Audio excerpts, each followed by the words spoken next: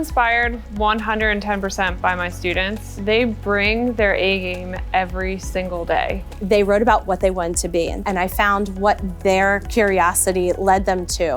When we opened up our state-of-the-art learning dome, I was one of the first people to say, I want to be trained on that. I want to know what that's all about.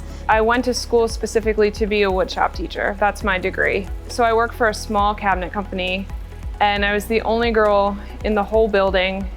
I started off making the cabinets, and then I also had the knowledge on how to design them on CAD. I got to see the other side of what I could do, and I decided that teaching is really the spot for me.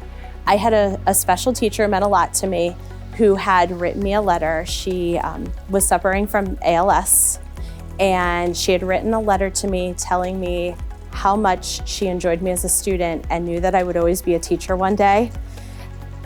And that has always stuck with me, and I still have that letter. And she knew back then that that was my passion. I had a very successful and lucrative career in healthcare prior to becoming a teacher. I had a 6-figure salary. I had a lot of authority and autonomy in my job, and I didn't like it. In 2012, I left the private sector, and I've never been happier. One of my favorite projects that I've been doing for 27 years are my STEAM projects with leprechaun traps. And one of the things they had to do with it was to reuse objects that they had at home and reuse things in the classroom, because we were learning about reducing, reusing, and recycling.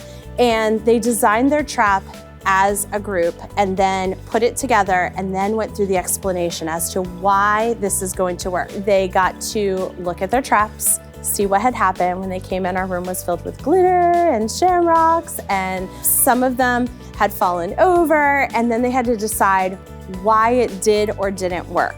I developed a geological timescale project. They do a model of the Earth at the time of that geologic scale, and then they do a mural of that era. And that's the most exciting part for me, because they can incorporate next generation science concepts like biology, geology, meteorology, atmospheric sciences, all into one project. We learned the tapping method that Martin Guitar uses to create the sounds that come from the guitars, so they could see what the sound waves look like that came off of the guitar fronts. And they learned so much about like bracing and building, and yet the science aspect that had to do with sound as well.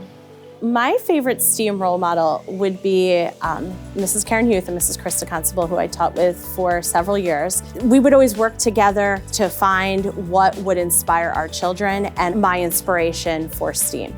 What sparked my interest in STEAM was probably my dad. He was essentially a conservationist, but I didn't know that, and I didn't have that vocabulary to associate with him. We composted food scraps. He collected rainwater. He was a minimalist and tried to minimize the use of garbage. I just thought that was a quirk of his, but it turned out as I got older, I didn't know that I was becoming a conservationist too, and that I really was destined to be that way because of the way I was raised.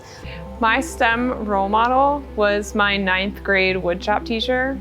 He was the first teacher that I figured out, like, we can build stuff and we can use our hands to put things together. The project that really sparked it for me was home design class. They were meant to show all the different levels of a house, and you can see all the different rooms and the floor layout and all of that stuff. My STEAM role model is Rachel Carson. She had an upbringing that was somewhat similar to mine, so I saw a little bit of myself in her.